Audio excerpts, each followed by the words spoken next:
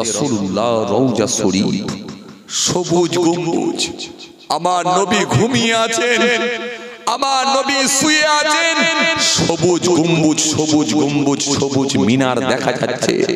Medina শরীফের মানুষের ভেতরে এই ভয়টা কাজ করে, আমার রাসূলুল্লাহ শুয়ে আছে, এখানে কোনো অন্যায় কাজ হতে পারে না। কোরআন স্পষ্ট ঘোষণা দিয়ে দিয়েছে, কোরআন সুন্দর করে ঘোষণা দিয়ে দিয়েছে, ইয়া আইয়ুহান নাস উবুদু রাব্বাকুমুল্লাযী খলাকাকুম ওয়াল্লাযীনা মিন ক্বাবলিকুম লাআল্লাকুম তাত্তাকুন। কোরআন স্পষ্ট ঘোষণা দিয়েছে, ইয়া আইয়ুহাল্লাযীনা আমানু ইসতাজিবু লিল্লাহি ওয়া লিরাসূল ইযা দাআকুম, ইয়া আইয়ুহাল্লাযীনা আমানু লা তারফাউ আসওয়াতাকুম ফাওকা সাওতিন নবী। দুনিয়ার মানুষ যখন কথোপকথন করবে, কথাবার্তা বলবে, নবীর আওয়াজের থেকে তোমাদের আওয়াজ যেন হাই না হয়ে যায়। মদিনা শরীফের মানুষ এত আস্তে আস্তে কথা বলে, এত তাদের মধ্যে মার্জিত ভাষায় কথাবার্তা, তাদের মধ্যে এত শিষ্টাচার। এর পিছনে একটাই কারণ, সবুজ গম্বুজ দেখা যাচ্ছে, আমার নবী ঘুমিয়ে আছে, আমার রাসূলুল্লাহ শুয়ে আছে, আরাম করছে, এই একটা ভয়। দ্বিতীয় নম্বর হচ্ছে আরেকটা ভয় কাজ করে, সেটা কি জানেন? সেটা হচ্ছে প্রশাসনের ভয়। ওখানে প্রশাসনের আইনটাও খুব কড়া।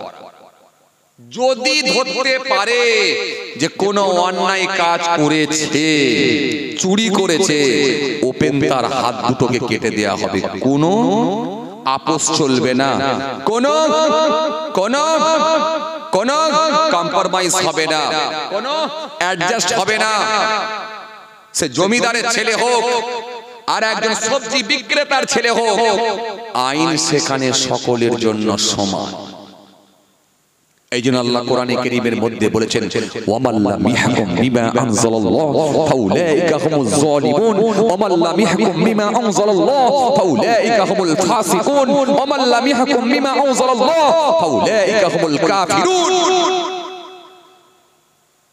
আল্লাহর কোরআনের আইনকে তারা মেনে নিয়েছে। আল্লাহ বলেন, না মানলে তোমরা হবে ফাসিক, তোমরা হবে কাফির, তোমরা হবে জালিম। মদিনা শরীফের মানুষের ভেতরে এই ভয়টা কাজ করে, আল্লাহর আইনকে মেনে নেওয়ার কারণেতে সেখানে কোনো অন্যায় কাজ হয় না। এই জন্য আপনাকে বলেছিলাম, চুরি তো দূরের কথা, একটা জুতো পর্যন্ত চুরি হবে না। মক্কা শরীফের মানুষের ভেতরে একটা ভয় কাজ করে, সেটা হলো সামনে আল্লাহর কাবা, বাইতুল্লাহ, আল্লাহর ঘর দাঁড়িয়ে আছে, সাবধান। বুকের ভেতরে একটা ভয় ভীতি কাজ করে। দ্বিতীয় নম্বর হলো প্রশাসনের আইনটাও খুব কড়া। অন্যায় যদি কেউ করে থাকে, যদি তাকে চিহ্নিত করতে পারে, ওপেন তার জন্য শাস্তির ব্যবস্থা আছে। এটা মক্কা শরীফের মানুষের ভেতরে একটা ভয় ভীতি কাজ করে। এই জন্য সেখানে কোনো অন্যায় কাজ হয় না। একটা বোরখা পরিহিতা মহিলা সারা রাত ধরে ঘুরে বেড়াতে পারে, সারা রাত হোটেলগুলো খোলা থাকে। একটা মহিলা যদি মনে করে রাত 1:30টার সময় আমি একটা উমরা করব, করতে পারবে। হোটেলের আই কার্ডটা নিয়ে, কাঁধে একটা ব্যাগ নিয়ে, ওই আই কার্ডটাকে নিয়ে যদি বেরিয়ে পড়ে, এসে যদি ওখান থেকে গাড়ি রিজার্ভ করে, একা যদি গাড়ি রিজার্ভ করে যদি আয়েশা মসজিদে যায়, এই আয়েশা মসজিদে গিয়ে সেখান থেকে হয়ে এসে যদি আল্লাহর কাবা, বাইতুল্লাহ শরীফ যদি তওয়াফ করে, তওয়াফ করার পরে যদি বাবাজি আমার ভাইরা এই যে তওয়াফ করে, হাজরে আসওয়াদে চুমা দেয়, এরপরে যদি সাফা মারওয়া শাহি করে, একটা বোরকা পরিহিতা মহিলা সারা রাত ধরে ঘুরতে পারবে। তার শরীরে স্পর্শ করার মতো ক্ষমতা কারণ না। আবার কি চাই? আমি আপনাকে কি বলেছিলাম, এই আল্লাহর আইনকে তারা মেনে নিয়েছে বলে সে দেশে এত সুষ্ঠুভাবে মানুষ জীবন যাপন করতে পারে, সেখানে কোনো অন্যায় কাজ হতে পারে না। আপনাকে আমি প্রথমেই বলেছিলাম, রব বলেছেন যদি আমার বিধান তোমরা মেনে নাও, সুষ্ঠুভাবে জীবন যাপন করতে পারবে, তোমরা আরামের সঙ্গে বেঁচে থাকতে পারবে। তোমাদের ভিতরে কোনো অন্যায় কাজ যদি না হয়ে থাকে, তোমাদের বেঁচে থাকাটা খুব আরামের জায়গা হয়ে যাবে। আর পরকালে আমি আল্লাহ তোমাদের জন্য জান্নাত রেখে দিয়েছি। ইন্নাল্লাযীনা আমানু ওয়া আমিলুস সলিহাত কানাত লাহুম জান্নাতুল ফিরদাউসি নুজুলা। নিশ্চয় যারা ঈমান এনেছে, পৃথিবীর জমিনে ভালো কাজগুলো করেছে, কানাত লাহুম জান্নাতুল ফিরদাউসি নুজুলা, তাদের জন্যই রয়েছে আমার বড় জান্নাত, জান্নাতুল ফিরদাউস। এই প্রসঙ্গ নিয়ে বলতে বলতে আমি বলেছিলাম, পুরুষদের জন্য একটা রাস্তা আর আর মহিলাদের জন্য আরেকটা রাস্তা। রাসূল আমার দুটো রাস্তা দেখিয়ে দিয়েছে। চলুন মহিলাদের নিয়ে আলোচনা করি, পুরুষদের দিকে আসবো ফিরে। এই দুটো রাস্তা আপনি একটু ভালো করে বুঝে নেন। একটা মহিলার জন্য করণীয় কাজ কি? একটা হাদিস এসেছে, হে তরুণিয়া নওজোয়ান জামাকেরা, হে আমার মুরব্বিয়ানেরা, বাবারা শুনে কে দিন বাবারা জেনে কে দিন বাবা। একটা মহিলার জন্য করণীয় কাজ কি? রাসূলুল্লাহ সুন্দর করে বললেন, আল মারআতু ইযা সাল্লাত খামসাহা ওয়া সামাত শারাহা ওয়া হাসানাত ফারজাহা ওয়া আতাদ বালাহা ফালতাদখুল মিন আইয়াবওয়াবিল জান্নাতিস সা। রাসূলুল্লাহ সুন্দর করে বললেন, একটা মহিলার জন্য মাত্র চারটি কাজ আছে। এক নাম্বার হলো আল মারআতু ইযা সাল্লাত খামসাহা, মহিলা যদি 5 ওয়াক্ত নামাজ আদায় করে, ওয়া সামাত রমজান মাসে রোজা রাখে, ও হাসানাত ফারজাহা, নিজের শরীরকে আবৃত করে ঢেকে রাখে, আবরণ করে, ওয়া আতাদ বালাহা, বিয়ে শাদী যাদের হয়েছে স্বামীর সেবা করে, স্বামীর মন জয় করে, স্বামীর সন্তুষ্টি অর্জন করে, যদি এই চারটি কাজ করে নিতে পারে, আমার রাসূল বলছেন জান্নাতের দরজাগুলো আল্লাহ খুলে দেবে। কটা কাজ একটু বলেন আপনারা? কটা?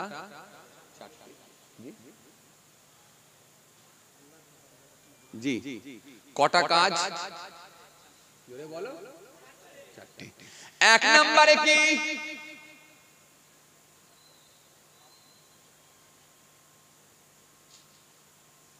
কি করে বাড়ি পর্যন্ত যাবে বাবা? হ্যাঁ, একটু ব্যাগের মধ্যে আগে ভরেন, ব্যাগ যদি না থাকে পকেটের মধ্যে রাখি। এক নম্বরে কি? জোরে বলো।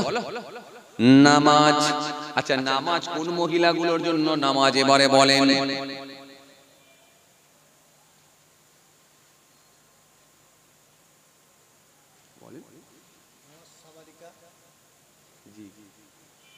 এটা তো বলতে হবে।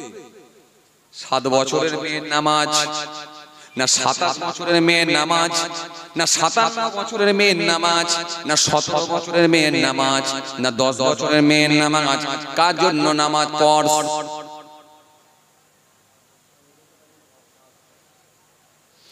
মনে রাখবেন, যে মহিলাটি নাবালিকা থেকে সাবালিকার খাতায় পদার্পণ করেছে, তার জন্য আল্লাহ নামাজ ফরজ করে দিয়েছেন। এবারে একটা কথা মনে রাখবেন, শরীয়ত যে কারণে তার জন্য নামাজ ছাড় দিয়েছে, সেটা ছাড়া কিন্তু সে আর ইচ্ছাকৃত নামাজ ছেড়ে দিতে পারবে না। তাহলে এক নাম্বার নামাজ, দ্বিতীয় নাম্বার রোজা। রোজা কার জন্য ফরজ? যে মহিলাটি নাবালিকা থেকে সাবালিকার খাতায় পদার্পণ করেছে, তার জন্য আল্লাহ রোজা ফরজ করে দিয়েছে। শরীয়ত যে কারণে তার জন্য রোজা ছাড় দিয়েছে, সেটা ছাড়া কিন্তু সে আর ইচ্ছাকৃতভাবে রোজা ছাড়তে বলো পারবে না। তাহলে নামাজ রোজা দুটো। এরপরেরটা কি? জোরে বলো। পর্দা। এরপরেরটা হলো পর্দা। তারপরেরটা কি? জোরে বলো। স্বামীর সেবা। স্বামীর সেবা। তাহলে 3 নম্বরে কি ছিল? পর্দা। আচ্ছা, পর্দাটা কি আপনারা জানেন? পর্দা জানেন তো? খুব কমন হাদিস, কিন্তু আমি একটা কমন হাদিসকে ভেঙে নিয়েছি, বের করে নিয়েছি। এই কমন হাদিসকে সামনে রেখেই আমি যতক্ষণ থাকবো ইনশাআল্লাহ এই হাদিসের উপরই আলোচনা হবে। এবারে শুধু আপনারা শুধু আমাকে একটু হেল্প করবেন। কি বলেন তো? আমি সব বকে যাব, আপনারা খালি মাঝে মাঝে ইয়েস নো, নেগেটিভ পজিটিভ, হ্যাঁ না, লাম নাম। ছেলে হাসছে। লাম নাম লাম, ইয়েস নো, নেগেটিভ পজিটিভ, চলবে চলবে না, হ্যাঁ না, খালি এইটুকু হেল্প করবেন। পারবেন ইনশাআল্লাহ আপনারা? ইনশাআল্লাহ এইটুকু করবেন। 3 নম্বরে ছিল কি? পর্দা। তাহলে একটা মহিলার জন্য পর্দা ফরজ। এবারে পর্দাটা কতটা করতে হবে জানো? কিছু একটা বলেন। আপনারা বলবেন হুজুর হাদিসটা প্রথমে শুনে মনে হলো খুব কমন হাদিস, নামাজ রোজা পর্দা স্বামীর সেবা সব আমাদের জানা, কিন্তু পর্দা যে কতটা করতে হবে যদি জিজ্ঞাসা করি নেই আমাদের জানা। একটা পুরুষের জন্য কেমন পর্দা নেই আমাদের জানা, একটা মহিলার জন্য কেমন পর্দা নেই আমাদের জানা, তার বাড়ির সদস্যদের জন্য কেমন পর্দা নেই আমাদের জানা। এরপরে কি স্বামীর সেবা, স্বামীর সেবা এটাও আমাদের প্রত্যেকের জানা। আচ্ছা স্বামীর সেবা কে করবে? বলবেন বিবি করবে। আচ্ছা সব বিবিরা কি স্বামীর সেবা করে? কই গো বিয়েওয়ালা লোকগুলো আছে তো এখানে, বলো না কিছু একটা। হুজুর বইয়ের বদনাম করব? হ্যাঁ বইয়ের বদনাম করব হুজুর? না, সব বিবি স্বামীর সেবা করবে না। স্বামীর সেবা করতে হলে আগে আদর্শ স্ত্রী হতে হবে। আর আদর্শ স্ত্রী যদি হয়, আদর্শ স্ত্রীর গুণ কটা থাকবে জানেন না? ছাড়েন, দরকার নেই, জানেন না, চলুন। আচ্ছা এবারে আপনাকে বলবো স্বামীর সেবা আগে না আগে বিয়ে? এটা বলেন কোনটা?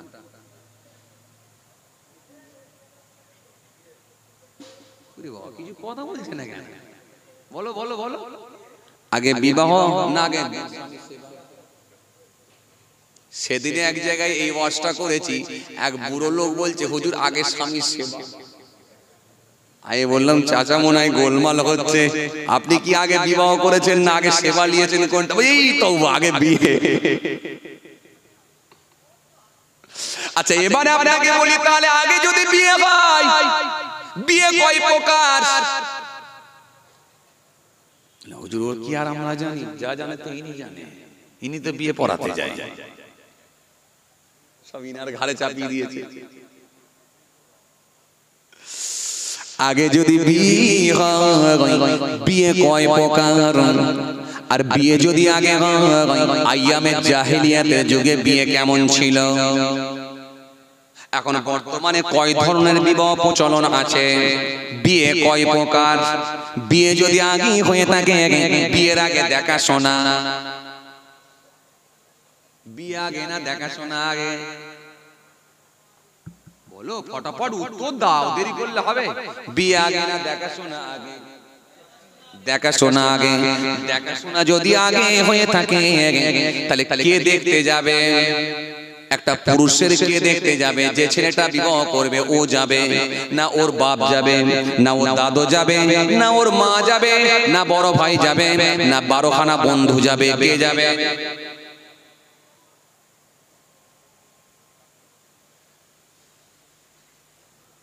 আচ্ছা এবারে আপনারা বলেন দেখাশোনা যদি আগে হয়, দেখতে যখন যাবে একটা মহিলার কোন কোন জায়গা দেখা বৈধ আছে জানা আছে?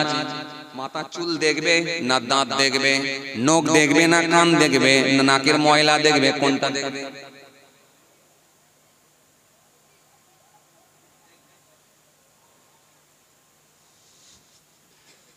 সব কনফিউজের মধ্যে পড়ে যাচ্ছে। হ্যাঁ কোনটা দেখবে?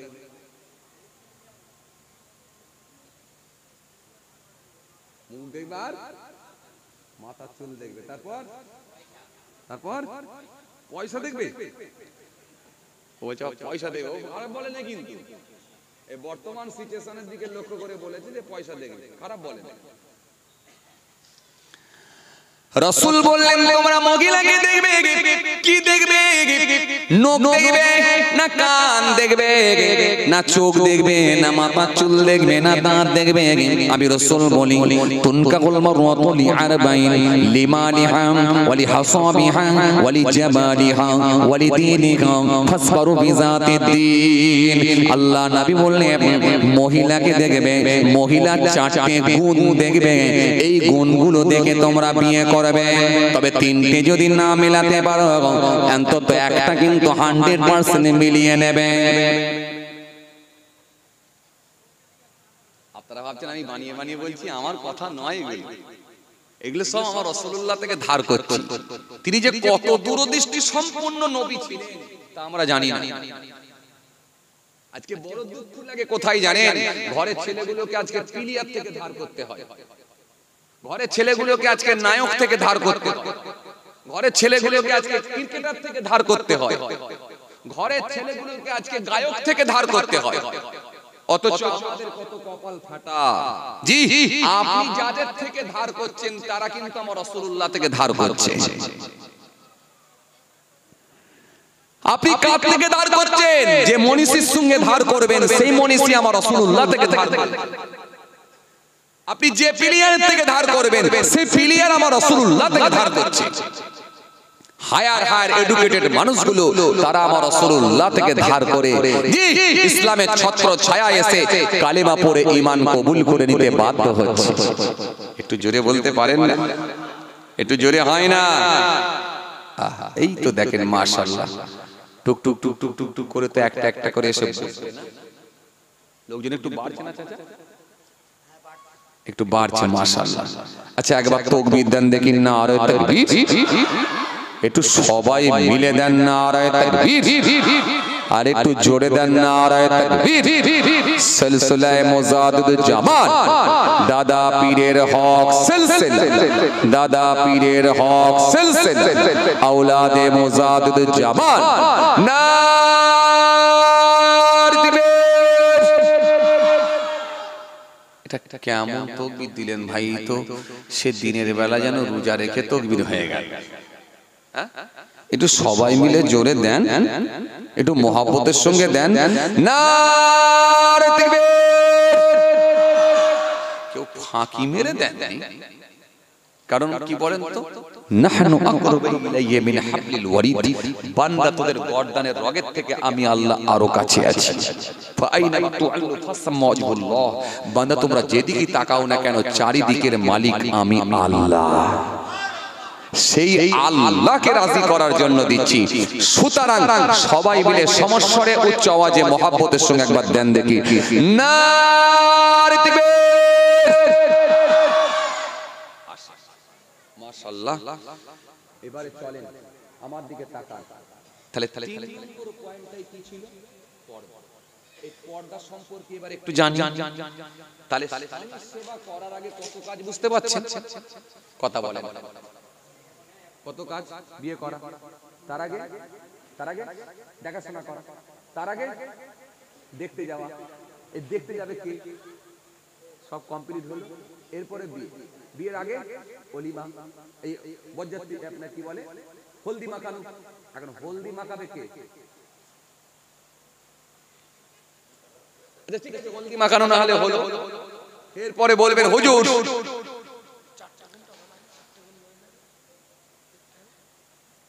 হ্যাঁ বলা হয় হাদিসটা বলেছি মানে বলিনি। হ্যাঁ এরপরে হলদি যে মাখাবে কে মাখাবে? আচ্ছা সেটা না হলে হলো। তারপরে যখন বিয়ে হয়ে গেল, হয়ে যাবার পরে বরযাত্রী নাকি না বিয়ে করতে যাচ্ছে বরযাত্রী, এখন বরযাত্রী কজন যাবে? কি হবে বলো দেখি রে বাপ, গোলমালটা কোথায় বুঝতে পারছেন? গোলমালটা কোথায় বুঝতে পারছেন? চলেন আমি ভাইজান না আসা পর্যন্ত আমি আপনাদের খেদমতে একটু একটু করে দিয়ে যাচ্ছি। চলেন আপনারা তাকান, খেয়াল করেন। কষ্ট হচ্ছে কি আপনাদের? আমি তাকবীর দিচ্ছি, আপনারা কি কষ্ট পাচ্ছেন? তাকবীর একবার দেন নারে তাকবীর, আর জোরে দেন নারে তাকবীর। সিলসিলায়ে মুজাদ্দিদুল জামান, মাশাআল্লাহ মাশাআল্লাহ। তাকা এবার খেয়াল। 3 নম্বরে তাহলে কি ছিল আগের হাদিস? একটা মহিলার জন্য 4টে কাজ। 1 নাম্বার হলো নামাজ, দ্বিতীয় নাম্বার হলো রোজা, 3 নাম্বার হলো পর্দা, 4 নাম্বার হলো স্বামীর সেবা। তাহলে পর্দা কতটা করবে একটা মহিলা? কোরআনে কারীমের মধ্যে আল্লাহ বললেন ইয়া আইয়ুহান নাবী কুল লিআজওয়াজিকা ওয়া বানাতিকা ওয়া নিসাইল মুমিনিনা ইউদনিনা আলাইহিন্না মিন জালাইবিহিন্না।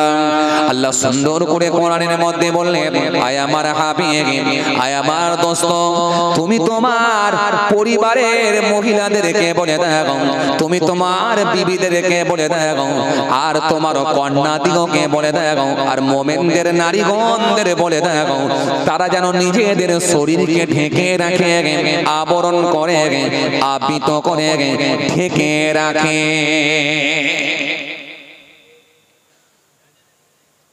তাহলে ঢেকে রাখা মানে সতর থাকবে কতটা? একটা পুরুষের জন্য কতটা? একটা পুরুষের জন্য নাভি থেকে নিয়ে হাঁটু পর্যন্ত এটা হলো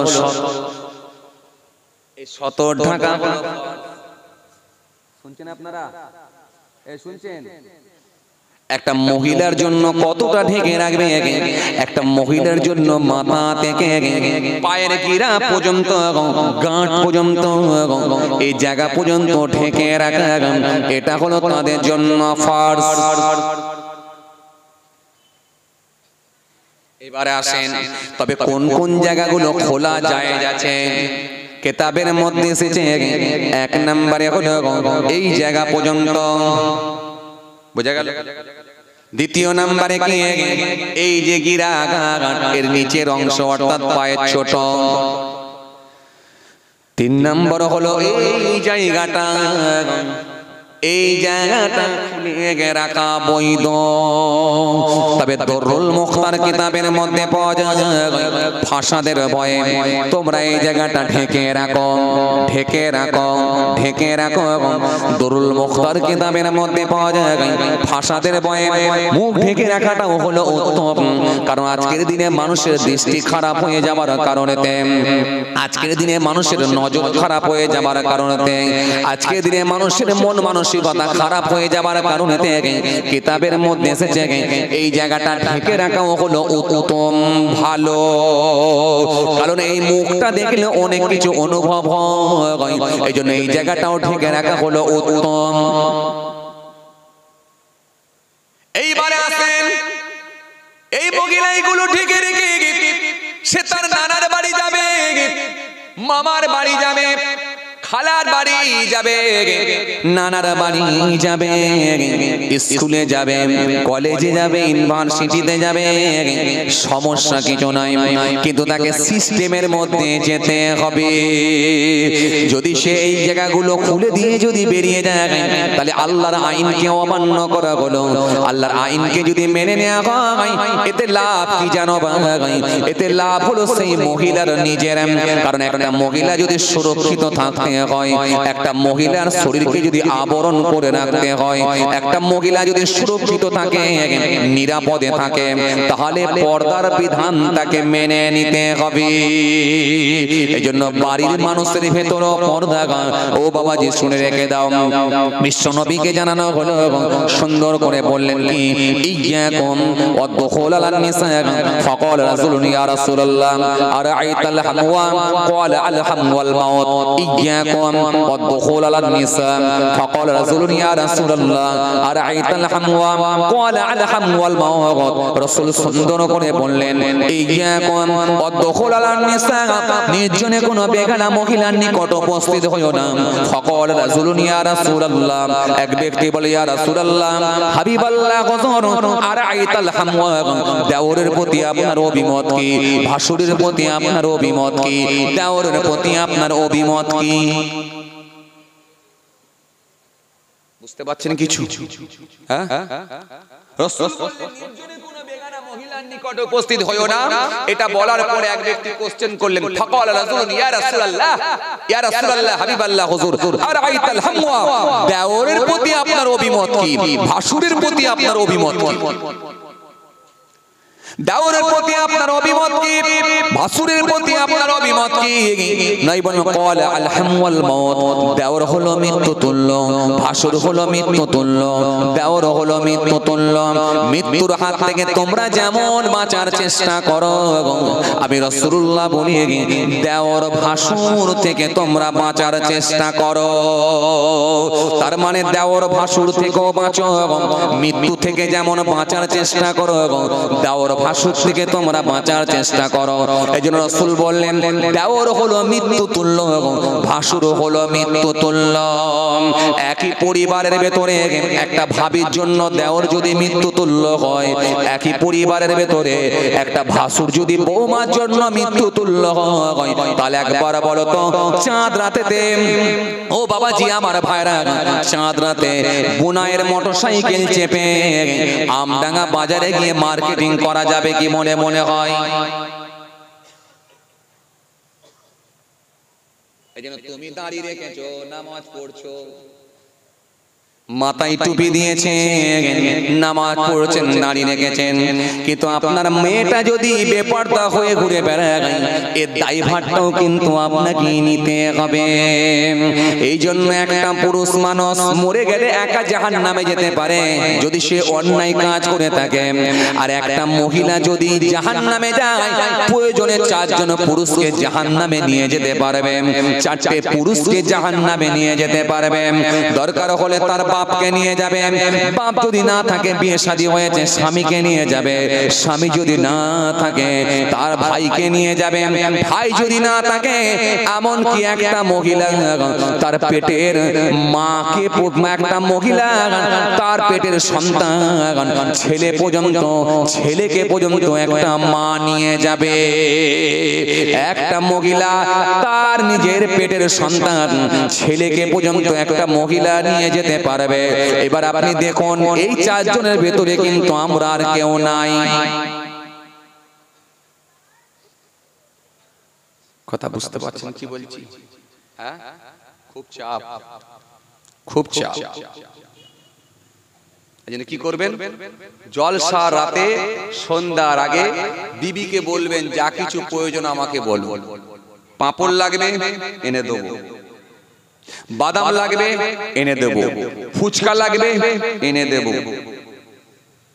বিছানার চাদর লাগবে এনে দেব, কিন্তু শর্ত হলো একটা, মাগরিবের পর থেকে জলসা তলায় যেন তোমাকে দেখতে না পায়। ঠিক আপনার আহলিয়ার জন্য, আপনার বিবির জন্য যেটা বলবেন, আপনার মেয়ের জন্য কিন্তু সেটাই বলবেন। যদি বাঁচিয়ে দিতে পারেন আপনি বেঁচে যাবেন, আর যদি ও অন্যায় কাজের দিকে যদি চলে যায় এর দায়ভার আপনাকেও নিতে হবে। এই জন্য একটা মহিলা 4 জন পুরুষকে জাহান্নামে নিয়ে যেতে পারবে। আল্লাহ না করেন কিয়ামতের ময়দানে হয়তো দায়ুস ব্যক্তি হিসেবে চিহ্নিত করা হতে পারে। আজকে জলসাগুলো কিছু কিছু জায়গায় পুরো মেলায় পরিণত হয়ে যাচ্ছে, একটা অশ্লীল পরিবেশ তৈরি হচ্ছে, নোংরামো বেড়ে যাচ্ছে। তৎকালীন সময়ে যদিও সেই যাত্রা হতো, ফাংশন হতো, মণিমেলা হতো, সেগুলো আজকের দিনে বন্ধ হলেও কিন্তু জলসাকে সামনে রেখে এমন নাগলদন্না, চরকি, এত অশ্লীল পরিবেশ তৈরি হচ্ছে যেন মনে হচ্ছে সেই তখন ডাইরেক্ট যেন সেই মনে হতো পেচ্ছাপ খাতো, এখন পেচ্ছাপের ছিটা মেরে দুধের মধ্যে দিয়ে খাচ্ছে। আসলে এটাও কিন্তু হারাম হয়ে যায়। এক গ্লাস পেচ্ছাপ খেলেন কি, একটা যাত্রা করলেন, একটা মণিমেলা করলেন, বা একটা ফাংশন দিলেন, এক গ্লাস পেচ্ছাপ খেয়ে ফেললেন, মানে পুরোটাই হারাম। আর যদি জলসাকে সামনে রেখে যদি সেই অন্যায়গুলো হয়, তাহলে পেচ্ছাপের ছিটা মেরে খেয়ে নেওয়া হলো দুধ, তাহলেও কিন্তু সেই হারাম জিনিস। এইজন্য ভাই ভুল বুঝবেন না, রাগ করবেন না। আমি আপনাদের প্রথমেই কি বলেছিলাম, আমাদের প্রত্যেকের নৈতিক দায়িত্ব সেটা কি, আমরা আমাদের নিজেদের পরিবারের মধ্যে অন্তত কোরআনের আইনকে অন্তত প্রতিষ্ঠিত করব। রাজ্যে যদি নাও পারি, দেশে যদি নাও পারি, জেলায় যদি নাও পারি, বিধানসভায় যদি নাও পারি, অন্তত আমাদের প্রত্যেকের বাড়িতে বাড়িতে যদি কোরআনের আইনকে প্রতিষ্ঠিত করি, ইনশাআল্লাহ আমরা পৃথিবীর জমিনে সুষ্ঠুভাবে জীবন যাপন করতে পারবো। একটু জোরে বলবেন না? আরো জোরে হয় না? যে কথা আপনাদের বোঝাতে চাইছিলাম, খুব ঠান্ডা পেরে ভালো করে বোঝেন। তাহলে মাত্র 3 জায়গা ছাড়া পুরোটাই ঢেকে রাখা হলো ফরজ। কথা বুঝছেন কি? জি, গোটা শরীরকে ঢেকে রাখতে হবে, এটা হলো পর্দা। কেন? আল মারআতু আওরাতুন ফাইযা খরাজাত ইসতাশরাফা আশ-শাইতান। মহিলা হলো গোপনীয় বস্তু। মহিলা যখন বাইরে হয়, পুরুষদের চোখে শয়তান তাকে আকৃষ্ট করিয়া দেখায়। কিতাবের মধ্যে এসেছে। এইজন্য পর্দা হলো ফরজ। একটা পুরুষের জন্য পর্দা, একটা মহিলার জন্য পর্দা। একটা মহিলা বোরকা পরাটা বড় কথা নয়, বড় কথা হলো শরীরে এমন পোশাক পরিধান করা যাতে করে শরীরের কোনো অঙ্গ বোঝা না যায়। মার্কেট থেকে বোরখা কিনে নিয়ে এসে, মার্কেট থেকে বোরখা কিনে নিয়ে এসে ওই বোরখাকে আবার শরীরের সঙ্গে যদি ফিটিং করে দেওয়া হয়, তাহলে ওই বোরখা পরার থেকে আমার মনে হয় চাদর ঢেকে দেওয়া যাওয়াটাই উত্তম। কারণ শরীরে এমন পোশাক পরিধান করার কথা বলা হয়েছে যাতে করে শরীরের কোনো অঙ্গ বোঝা না যায়। এই পোশাক যদি আপনি পরিধান করতে পারেন, এটা আপনার নিজের সেফটির জন্য আল্লাহ দিয়েছেন, এই সংবিধান দিয়েছেন, এই আইন দিয়েছেন, যাতে করে আপনি সুরক্ষিত থাকতে পারেন। এই সুরক্ষিত থাকার জন্য এই আইনটা আল্লাহ আপনাকে দিয়েছে। আসে এরপরে কি 4 নম্বরে কি? তাহলে একটা মহিলার জন্য পর্দা। ও বাবাজি আমার ভাইরা, শুধু তাই না, রাসূলুল্লাহর একজন সাহাবী ছিলেন, অন্ধ সাহাবী। এই অন্ধ সাহাবী রাসূলুল্লাহ দরবারে আসছেন। আল্লাহ নবীর কাছে ছিলেন আম্মা জান মায়মুনা। আল্লাহ নবী বলেন, মা এ মাইমুনা, বাড়িতে চলে যাও, বাড়িতে চলে যাও, বাড়িতে চলে যাও, কারণ আমার সাহাবী আসছেন, বাড়িতে যাও। হযরতে মায়মুনা বলেছিলেন, ইয়া রাসূলুল্লাহ, ইয়া হাবিবাল্লাহ, আপনার সাহাবী তো অন্ধ সাহাবী, তিনি তো দু চোখে দেখতে পান না। আল্লাহ নবী বলেন, শোনো শোনো মাইমুনা, সে আবার সাহাবী, অন্ধ সাহাবী, দু চোখে দেখতে পায় না ঠিকই, কিন্তু তুমি তো চোখওয়ালা, তুমি দেখতে পাবে, এটাও ঠিকই। যাও, বাড়িতে চলে যাও, বাড়িতে চলে যাও। অন্ধ সাহাবীর জন্য বলা হলো বাড়িতে যা। এই জন্য 3 নম্বর জায়গাটা হলো বড় সেনসিটিভ জায়গা। এই জায়গাটায় পর্দা, এই একটা পুরুষ পর্দার মধ্যে থাকবে, একটা মহিলাও করবে, কিন্তু পুরুষের পর্দাটা হলো একটু ভিন্ন। একটা পুরুষ যখন রাস্তা দিয়ে যাবে, দৃষ্টি নত করবে, চোখটাকে নত করবে। একটা পুরুষ যখন বাসে উঠবে, সবজি মার্কেটে যাবে, মাছের বাজারে যাবে, যদি তার এক দৃষ্টি কোনো মহিলার দিকে পড়ে যায়, বেগানা মহিলার দিকে যদি একবার দৃষ্টি পড়ে যায়, ওই এক দৃষ্টি তার জন্য বৈধ।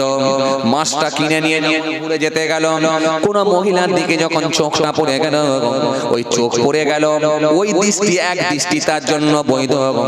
বাকি মুখটা যখন ঘুরিয়ে নেবে, দ্বিতীয়বার তার দিকে তাকানোটা কিন্তু বৈধ নয়।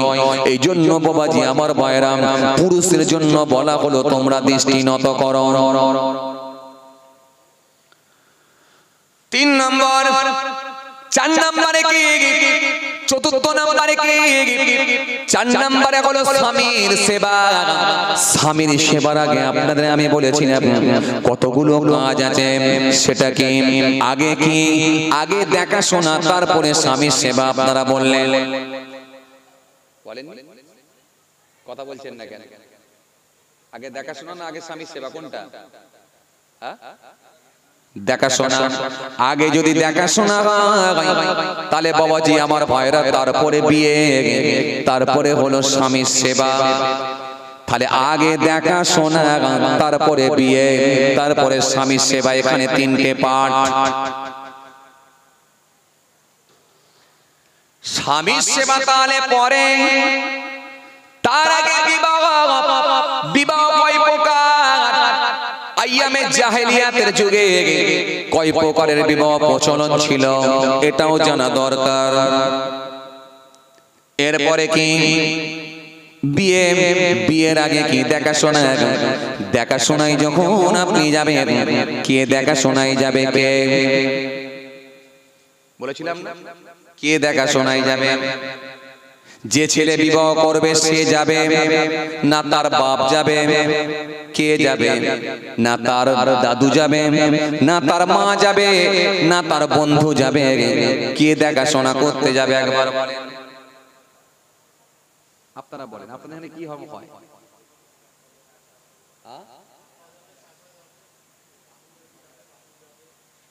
আব্বা যাবে, চাচা যাবে, দাদু যাবে, আর মোটামুটি সবাই যাবে। আচ্ছা, বন্ধু টন্ধু যায় নাকি?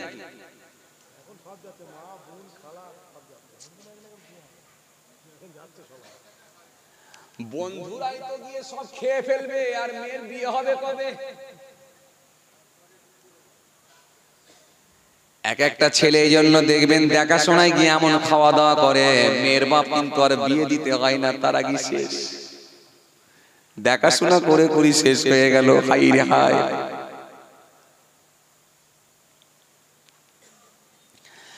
আসেন বাবাজি আমার ভাইরা, ভালো করে শোনেন, দেখাশোনায় কে যাবে? ও বাবাজি আমার ভাইরা, দেখাশোনায় যখন যাবেন, নারীর কটা গুণ দেখে বিয়ে করবেন, আপনারা কি দেখবেন? এজন্য রাসূলুল্লাহ এটাও কিন্তু একটা হাদিস দিয়েছেন, তুনকাহুল মারওয়াতু লিআরবাইন লিমালিহা ওয়া লিহাসাবিহা ওয়া লিজামালিহা ওয়া লিদীনিহা ফাসফার বিযাতিদ্দীন। আল্লাহ নবী বললেন, নারীকে যখন দেখতে যাবে, নারী চারটি গুণ দেখে বিয়ে করবে। আমরা কি দেখি?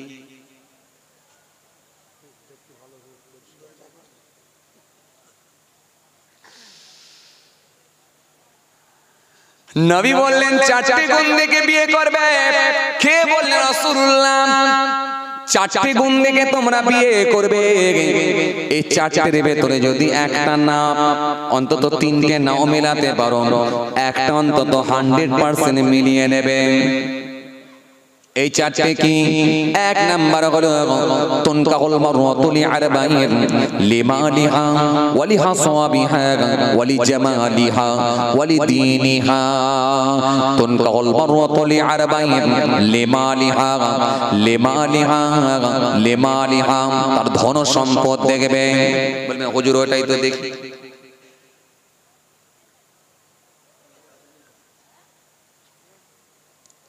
ধন সম্পদ না, ধন সম্পদ দেখবে। কেন দেখবে? এর সঙ্গে যেন আপনি অ্যাডজাস্ট করতে পারেন, তার সঙ্গে যেন আপনি কম্প্রোমাইজ করতে পারেন। একেবারে অত্যাধিক যদি বড় লোকের ঘরের মেয়ে হয়, গরিব ঘরের ছেলে গিয়ে কিন্তু বিয়ে করলে লংজিভিটি, এটা উত্তর দিতে হবে তো, লংজিভিটি হবে না। যখন আপনি যা ভালো খাবারই দেন না কেন, তখন ওই মহিলাটা বলবে খাবার আমার পছন্দ হয় না, তো আমার বাড়ির দাস খায়, চাকর খায়। আর একেবারে যদি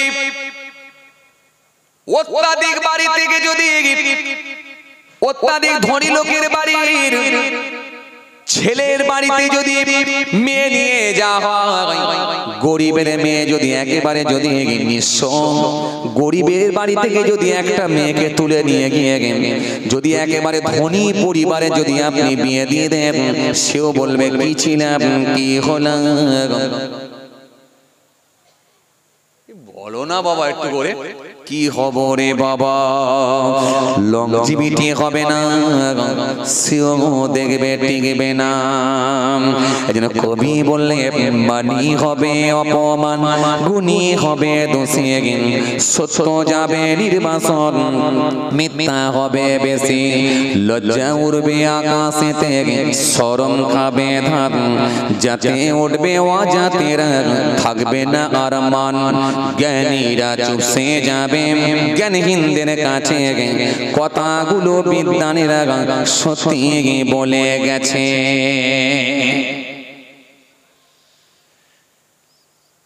এখানেও গোলমাল। এই জন্য রাসূল বললেন না না গোলমাল হবে, বিরাট বড় লোকের বাড়ি থেকে মেয়ে নিয়ে আসবি না, গোলমাল হবে।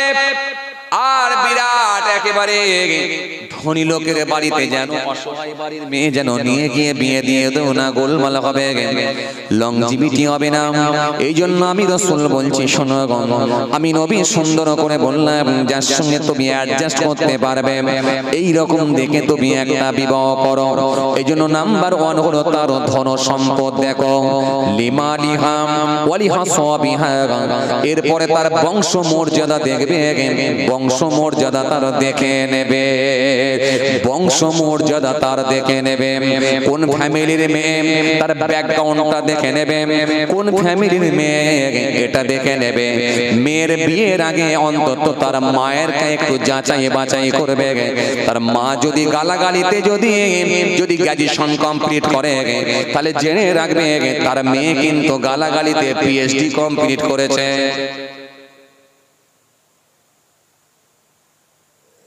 সংসার টিকবে না। এই জন্য একটা বৌমা দেখবেন বাড়ির 6টা বৌমাকে নষ্ট করে দিতে পারে, একটা বৌমা দেখবেন বাড়ির 4টে বৌমাকে নষ্ট করে দিতে পারে। এমন একটা রাস্তা দেখিয়ে দেবে, বাকি বৌমাগুলো সেই পথ ধরে নেবে। এই জন্য একটা বৌমা যদি গোলমাল হয়ে যায় বাকি বৌমাগুলো দেখবেন গোলমাল করতে বাধ্য হবে। এই জন্য রাসূল বললেন তার ব্যাকগ্রাউন্ড দেখবে, আগে তার ধনুষ, তার আগে ব্যাকগ্রাউন্ড দেখে নেবে, বংশ মর্যাদা দেখে নেবে। মেয়েটা কেমন, ওই মেয়েটার মা কেমন, এটা আগে ভালো করে যাচাই বাছাই করে নেবে। কোন বংশের মেয়ে, ভালো বংশের নাকি, বাপ কেমন, মা কেমন, পরিবার কেমন, সেটা আগে তোমরা দেখে নেবে।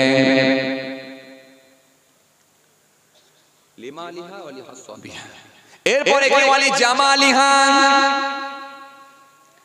3 নম্বরে বলা ওয়ালি জামালিহা, তার সৌন্দর্য দেখে নেবে। এটা কে দেখবে? এই যে আবার আসল জায়গায় পৌঁছে গেলাম, যেটা আপনাদেরকে বলেছিলাম দেখাশোনা, মনে আছে আপনাদের? এই মনে আছে দেখাশোনা? আসল জায়গায় পৌঁছে গেলাম, তাহলে কে দেখাশোনাই যাবে?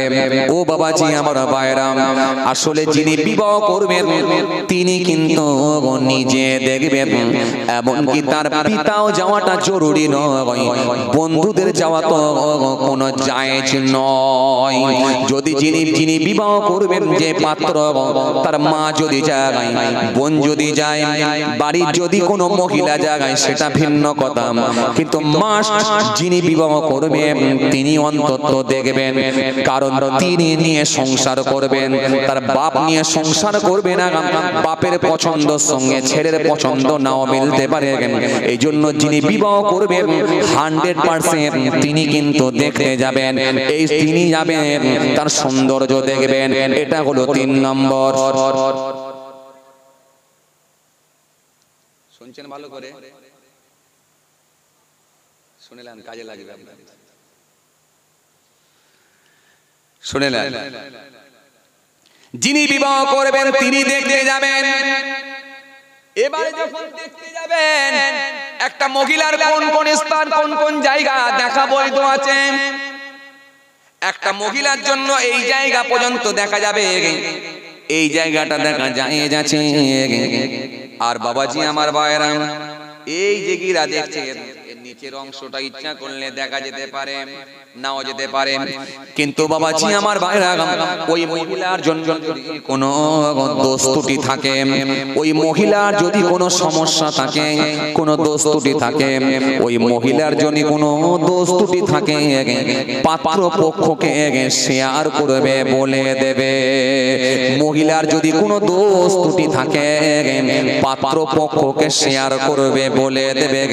পাত্রীপক্ষ, তার বাপ কিংবা তার ভাই পাত্র পক্ষকে বলে দেবে আমার মেয়ের এই এই সমস্যা আছে, সমস্যা যদি থাকে পাত্র পক্ষকে বলে দিতে হবে। এখানে লোকালে কিন্তু হবে না, পরে কিন্তু ভবিষ্যতে সমস্যা দাঁড়াবে। এই জন্য পাত্র পক্ষকে শেয়ার করে দেবে মহিলার যদি কোনো অসুবিধা থাকে। হতে পারে মিরগিরি অসুখ আছে, হতে পারে, আল্লাহ না করেন, হতে পারে, হতে পারে 6 মাস ছাড়া ছাড়া, 4 মাস ছাড়া ছাড়া, 5 মাস ছাড়া ছাড়া খ্যাচের রোগ আছে, হতে পারে, হতে পারে। তো এই রকম কোনো ডিস্টার্ব থাকে বা কোনো সমস্যা থাকে, রোগ দেরি যাই হোক না কেন, যদি কোনো বড় ধরনের সমস্যা থাকে, এটা পাত্রপক্ষকে শেয়ার করবে, পাত্রীপক্ষ, স্যার বাপ হোক ভাই হোক, বলে দেবে, দিয়ে সংসার করবে, বিবাহ। এরপরে যখন বিবাহ হয়ে যাওয়ার পরে, ও বাবাজি আমার বাড়া ভালো করে শুনে গিয়ে, তাহলে 3 নম্বরে হলো সৌন্দর্য, 4 নম্বরে কি ওয়ালিদিনিহা, 4 নম্বরে হলো তার ধর্ম ভীরুতা। আল্লাহ নবী বলেন ফাসবারু বিজাতি দ্বীন, যদি তোমরা আগের গুণ নাও মেলাতে পারো, শেষেরটা অন্তত মেলাবে। ফাসবারু বিজাতি দ্বীন তারিবাত ইয়াদাক, তোমার হাত ধুলোয় ধূসরিত হোক, তুমি অন্তত শেষেরটা মিলিয়ে নেবে। আগে 3টে গুণ যদি নাও মেলাতে পারো, শেষেরটা কিন্তু 100% তুমি মিলিয়ে নেবে। সেটা কি ধার্মিকা নাকি, সে নামাজ জানে নাকি, রোজা জানে নাকি, মাথায় গায়ে কাপড় দেয় নাকি, আল্লাহর কোরআন শরীফ পড়তে জানে নাকি, এটা 100% কিন্তু তুমি যাচাই বাছাই করে নেবে। আগের গুণগুলো যদি নাও মেলাতে পারো, শেষেরটা কিন্তু অবশ্যই অবশ্যই মিলিয়ে নেবে। এরপরে কি, এরপরে বাবাজি আমার ভাইরা, এরপরে বাবাজি আমার ভাইরা বিবাহ। এবারে বিবাহ কয় প্রকার? বিয়ে হলো 3 প্রকার। আইয়ামে জাহেলিয়াতের যুগে কয় প্রকারের বিবাহ ছিল? আইয়ামে জাহেলিয়াতের যুগে 4 প্রকারের বিবাহ ছিল। এই 4 প্রকারের বিবাহটা কেমন বিবাহ, রাসূল সেগুলোকে বারণ করলেন কেন? এরপরে একটুখানি আলোচনা আসছে। মাশাআল্লাহ, যাই হোক বাবাজি, আমি সংক্ষেপ করলাম। আল্লাহ যদি ফের কোনোদিন মৌকা দেন, আবার ইনশাআল্লাহ আলোচনা হবে। আমার জন্য দোয়া করবেন। মাশাআল্লাহ।